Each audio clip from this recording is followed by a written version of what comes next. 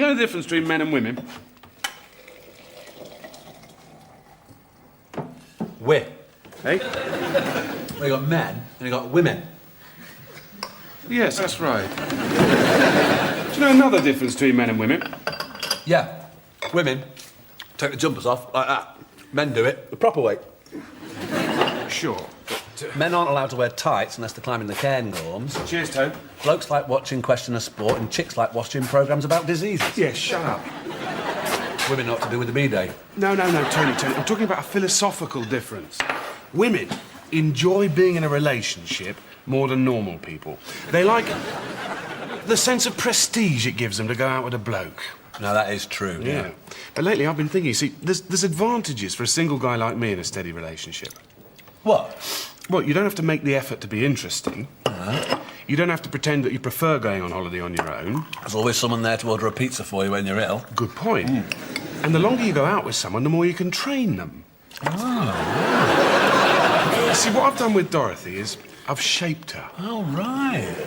I've moulded her. Moulded her and shaped her, right. That's right. Now, you won't believe this, but when we first started going out, she tried to get me to burn all my favourite nylon shirts. Do you know what I did? You burnt them? Well, yeah, I burnt them. That's probably not a very good example. But she never asked me to do that ever again. Do you see? And you're single, and frankly, Tony, you cut a bit of a pathetic figure. I don't. No, I'm not saying that's a bad thing. I'm just saving myself for Deborah. I'm trying to cheer her up, actually. Yeah, she's weird. I can't believe she didn't go for your foreign cheese impersonations. See, it just shows how depressed she is, you see. I mean, I just tried to explain to her the other day my kind of philosophy of life, and she just burst into tears. Hello, Tony. Deb, you look amazing. No, I don't. Yes, you do. I mean, this is a stunning, thing. The only stunning thing about me is how horrible and empty my life is at the moment. You see, I knew there was something. Hello, Gary. Oh, Deborah, your usual? Tea, toast, spoonfuls of yoghurt dribbled between your quivering breasts. Sorry. Have some cyanide if you've got some. Are you sure? It's very bitter. I don't mind. It's for you.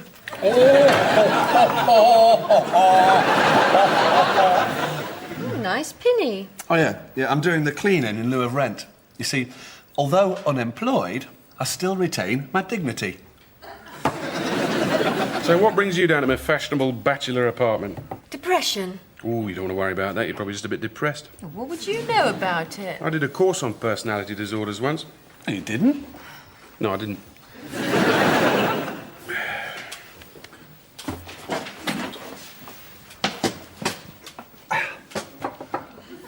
Eden! Oh,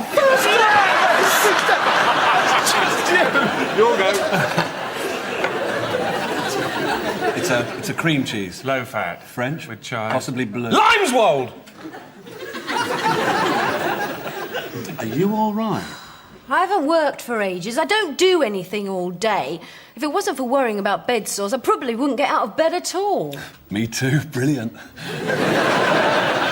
You've got us. Oh, come on, Deb. It's never as bad as it seems. I haven't got any hobbies. Most of my friends are settling down and moving away. I'm completely broke, and I've lost all interest in men. That's a bit See what you grim, mean, isn't it? yeah. I've decided to go travelling with a girlfriend across Asia. I've come to tell you, I'm selling my flat. You can't do that. Are you sure you want to go to Asia? It's very dusty. Well, why should I stay here? We haven't slept together yet. Oh, come on, Deb. We were made for each other. Well, now we'll never know. We might get somebody horrible moving there, like a fat couple. Or Welsh people. Oh, Deb! We had some difficult neighbours once. They used to order pizza at all hours of the night. The bastards. They were the Legg family, and funnily enough, on the other side, we had Mike and Tina Legg. Marjorie used to joke that we kept the legs apart. Then the first lot of Leggs moved to Dusseldorf, and the Smethursts moved in, so the joke didn't work quite so well. George, one tiny, silly little question. Do you intend doing any work this morning at all? To be honest, I'm finding it very difficult to concentrate with all these boxes. Oh, fear of boxes. I must look that up in my encyclopedia of made-up phobias. George, don't make me bring forward my plan to replace you with some laughably simple software. Hi, George. Oh, hello, Dorothy. What brings you here? I just popped in to tell Gary I'm pregnant. It's a joke. Don't be unkind to George again, were you, Gary? No, he doesn't mind. His responses are different to people from our solar system. What's all this? International Box Week? How do you mean? Well, I hate to sound like that presenter of Whinging Consumer or whatever the programme's called, but aren't you breaking several thousand health and safety regulations here? Our storage depot's out of action. Oh, yeah, why's that? There's an outbreak of rabies. Guard dogs foaming at the mouth everywhere. Very French. You're lying again, Gary. No, I'm not. Would you like me to bring in the visitor's chair, Dorothy? No, thank you, Anthea. I just popped in to give Gary his ointment. Ah, thank you. Yes, I thought we said that was confidential. Yes, he's helping us with some tests at the hospital. Yes. He said he's helping to find a cure for a rare tropical disease. Did he? No. He's got a wart on his penis. Why are you telling so many lies, Gary? I'm not. Anthea, you're sensible. What's going on here? Gary's sublet our storeroom. How much for? Nothing. George. £100 a week. Well, I'm the manager. I'm meant to be greedy. Gary, someone could get hurt. I know, it's dangerous and exciting, isn't it? All right. I'll do something about it tomorrow. This is followed by inflammation affecting the entire body, racking pains, prodigious swelling, and finally, death.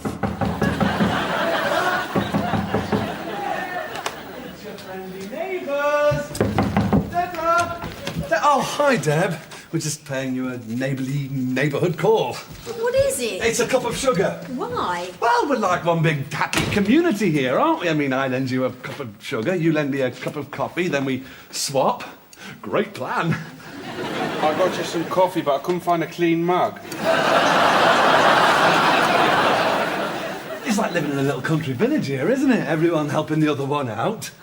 Oh, I need that heavy object lifting, I know. I'll call the young gentlemen downstairs, they'll come up and give me a hand. Yeah, oh, whoops, I'm a little bit late for that party. I'll pop upstairs, ask the nice lady there if I can borrow her car. She'll say no, and I'll borrow it anyway and back it into a bottle bank. Oh, come on, Deb. You've always fancied me a bit. Bit? You have. Brilliant. I know you think I'm a bit of a jerk, but you'll never live over anyone who loves you so much. Oh, you're just trying to get round me so I don't sell my flat. If you really want to go, I'm not going to try and stop you. Thank you. I'll just follow you on my mate's Vespa. Apparently, you can get all the way to Karachi on 2 tanks of super unleaded. No. This is my chance to see the world. Ooh, the world? No, it's a horrible place. No, I'm getting excited about it. I mean, in a few months I could be sitting there watching the sunrise over Kathmandu.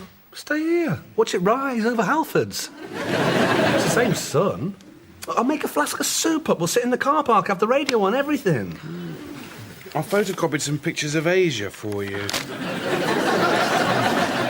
It's very kind of you. Yeah, that's the Philippines. What is it? That's the police station in Manila. That's when you go and your passport and all your money get nicked. Apparently, thousands of European tourists get turned over every year. And that's a bit of a worry, that. Yeah. That's the municipal prison in Bangkok. That's where they put you when somebody puts drugs in your suitcase and you have to spend the best years of your life banged up in a rat-infested cell. Yeah. Excuse me, but do you have something of the countryside, maybe? Yes, there's a blood-stained tourist line face down a ditch in Burma. This is horrible. Why are you doing this to me? Got to be cruel to be kind, Deb. I mean, you must know what's out there. Well, I could just as easily be mugged on the way home from work. If I had a job. You're not going to get any of these diseases, are you? Amoebic dysentery, black water fever, your skin turns yellow with that one. Cholera, dengue fever. No, that's dengue. Dengue fever, that's potentially fatal. And I've only photocopied A to D. Gary, shut up. What have I said? Look, the estate agent's got a couple of people coming round to see my flat tomorrow. I'm going. So you two just better get used to the idea.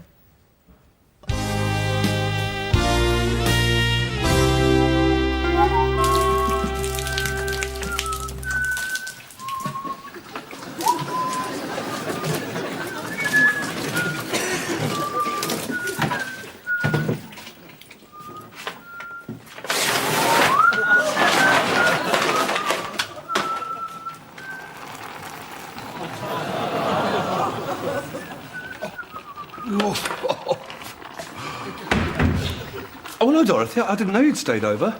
Yeah, I had to. Gary hid my clothes. It's that terrible smell. Oh, I'm just boiling up some Brussels sprouts with some old socks. No, it's not that. There's something else. Oh, well, that'll be the gorgonzola and parmesan bake. Yeah, what are you baking it on? Just some more old socks. Why, Tony? Can you keep a secret? No. Oh. Well, the estate agent's coming round to show some people around Deb's flat, and I'm just trying to put them off. Oh, well, at least you're honest. Last night, Gary managed to tell 18 lies in 5 minutes. Remarkable, considering 2 of those minutes were spent making love. No, Gary doesn't lie. He just likes exaggerating. Well, as in exaggerating through his teeth, the exaggerating bastard. But he's always been a bit like that.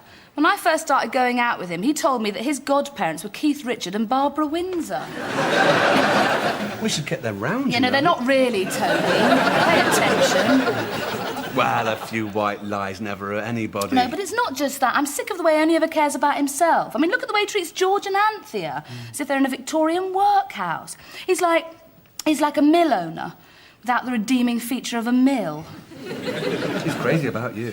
He was just telling me yesterday how much he loves being in a couple. What did he say? Well, you know, how he doesn't have to bother to be interesting. And what fun it is to train the other person. And how you're always there for him when he's ill. He said that? Yeah, really nice. Yeah, really nice. Excuse me. Yes, I sold one just like this only last week. It wasn't actually quite as nice. Look at that super tiling. Hello. Yeah, we're just showing these good people around upstairs for Deborah. The hall's damp. Look.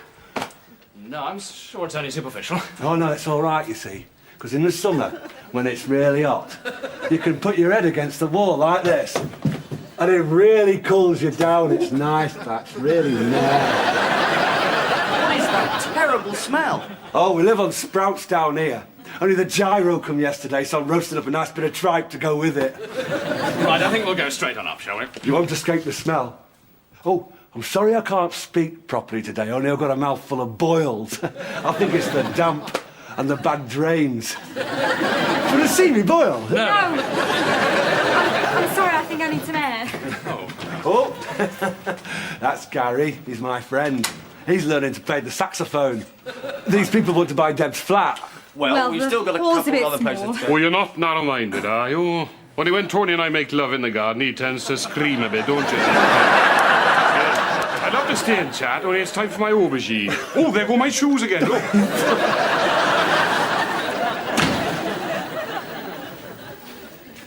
Oh, you're up.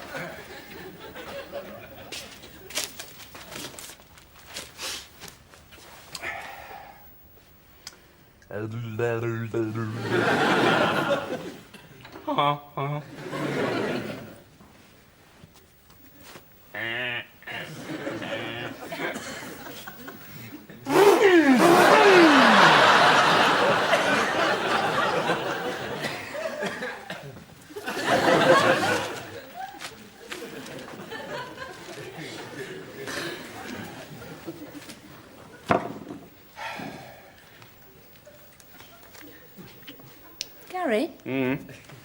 Why does the flat smell of Brussels sprouts? It's an old hangover remedy of Tony's. He's made it before. How does it work? It's the enzymes, apparently. The Egyptians invented it, only, of course, they use spinach. Gary?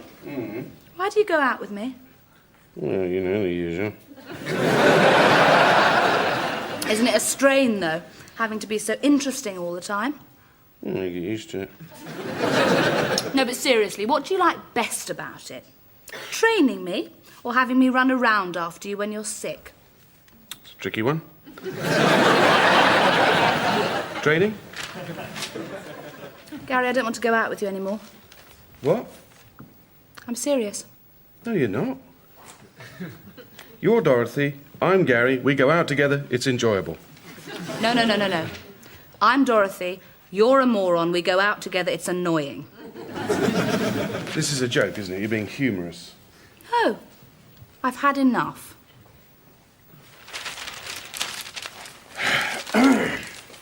All right. What aren't you happy about? Yeah, you can give me the short version if you like. You lie. You talk drivel. Your idea of sophisticated humour is the whoopee cushion. You call my mother Dave. You've got big ears. All right, I said give me the short version. This is the short version. Well, what are you going out with me for, then? Exactly. I can change. No, you can't. I can. Oh, I promise. No more lies. I've already improved conditions at the office. I'll treat you like a queen every day.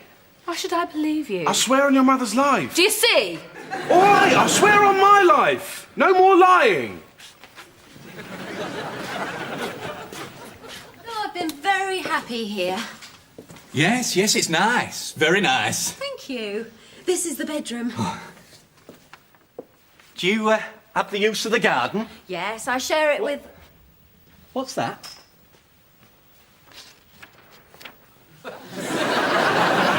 Isn't that the roof leaks spelt out in household objects and garden debris? Does it leak? Just a bit. Oh, it's a bit worrying, though. What are your neighbours like? Well, as you can see, great sense of humour. Excuse me.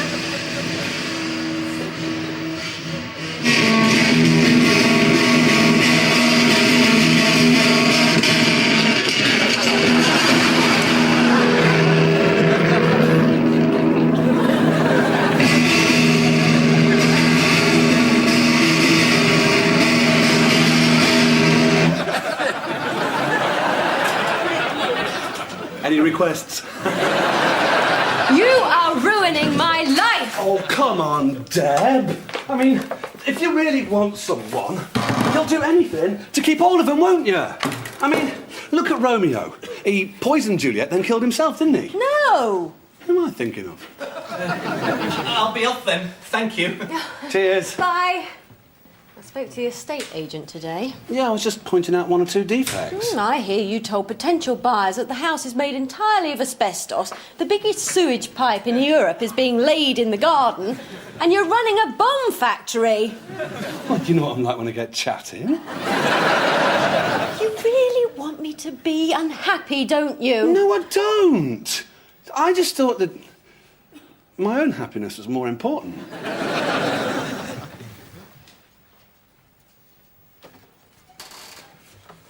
Morning, Gary.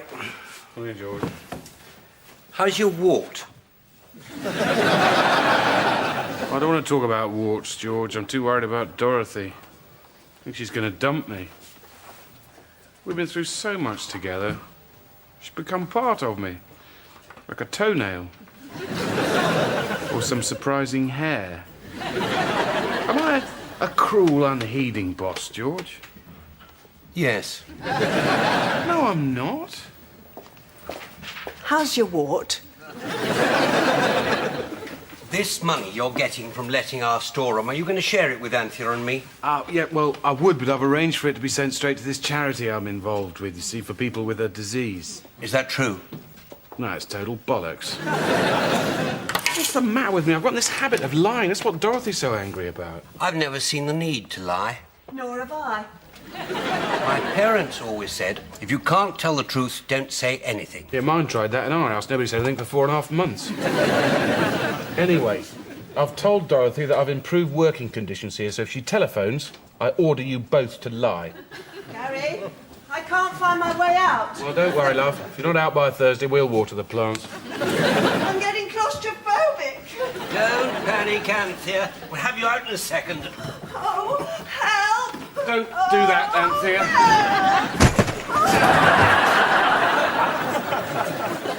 George? George, I demand that you get up.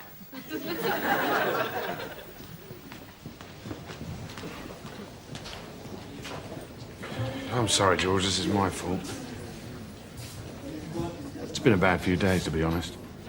Deborah's already had an offer on her flat. Flat? Yeah. Just think if things had been different, she could have been mine. I suppose it wasn't meant to be. I've got Dorothy. I've got Dorothy. You are all right, aren't you, George? I mean, you see my problem. You talk gibberish at the best of times. It's hard to tell if it's a concussion or just another day in your life. Hello, Gary. How's your wart? Dorothy will be along in a minute, so she'll look after you. Why am I here? George, you won't tell Dorothy this is my fault, will you? Something fell on me. Yeah, but this could ruin my relationship. Was it a box? Well, what happened? Well, we were in the street outside the office, and these kids threw a big book out of the top window of a double-decker, and it caught George here, square on the frontal cranial. It's a head. You can leave the technical stuff to me. Okay. So George went down, and I followed the bus, but it went round a corner. A big book. Big book. You're lying. No, I'm not. George, what happened?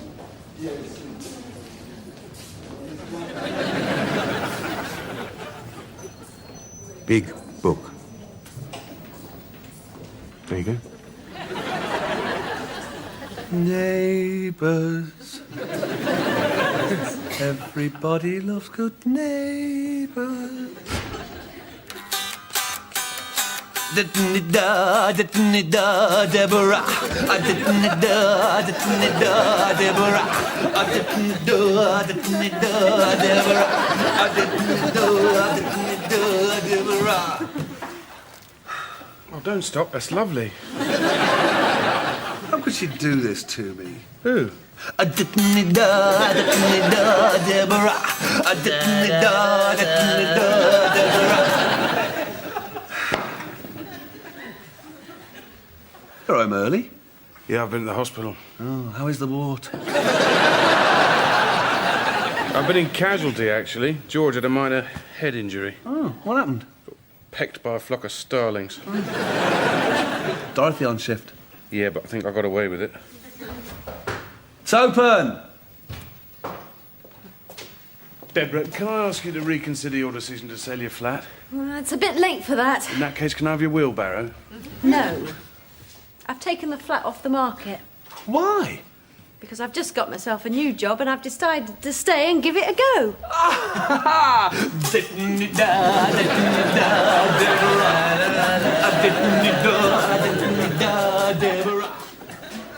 Bristol Rovers 0, Rotherham 2. A goal scored by Roberts after 40 minutes and Goodwin after 63 minutes.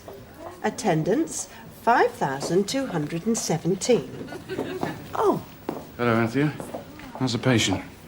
I'm not sure whether he's conscious or not. How do you tell? I forgot to bring him a book. So I was just reading out last night's football results. Oh, that's very thoughtful of you. Port Vale won again. Smashing.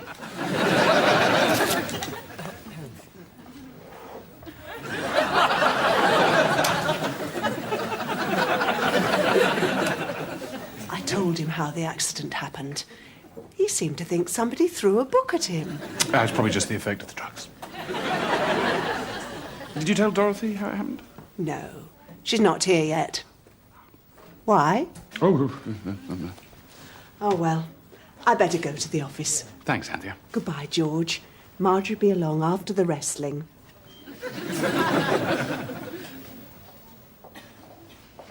Hello, George. Hello. I got your mouth organ. Thanks. It's got instructions. Have you told Dorothy it was my fault you're in here yet? No. Are you going to?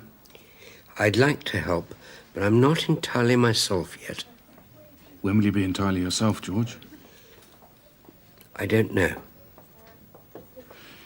If Dorothy finds out I've been lying to her again, she really will leave me this time. What's it worth?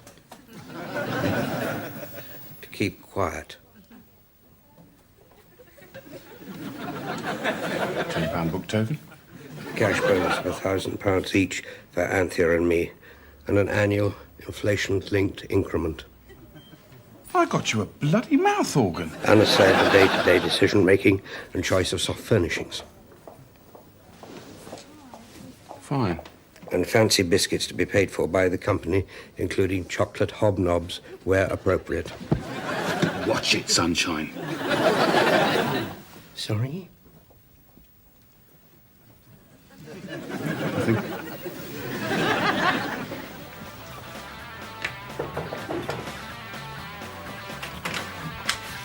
Hello, Dorothy, mate. Hello, Tony, mate. You like my lights? Yeah. It's a bit like a disco, isn't it? Look. Look, a small disco. Yeah.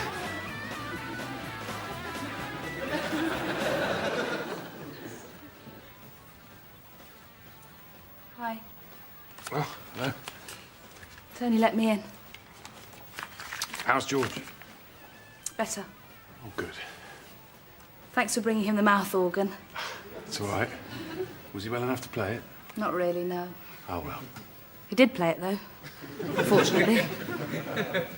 5 hours. He was just getting the hang of Love Me Do when a heart bypass patient tried to strangle him with his drip. Listen, I was talking to George about the accident. What did he say? Well, he was just saying how good you'd been, really. You know, bringing him to hospital after he'd been hit on the head by the big Book. Big book. Listen, I'm sorry. I always think the worst of you. This isn't fair. I can't lie to you anymore. What about? I've forgotten. Listen, don't push it, Gary. I'm only choosing to believe you because I haven't got time to go out and find myself another boyfriend.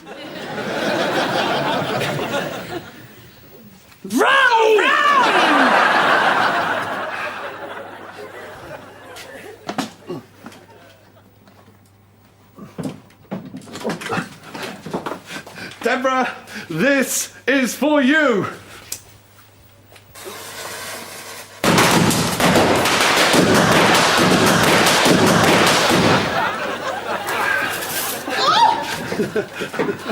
Everything all right? You okay, darling? What's all the smoke? Ah, it's just me. Oh, right.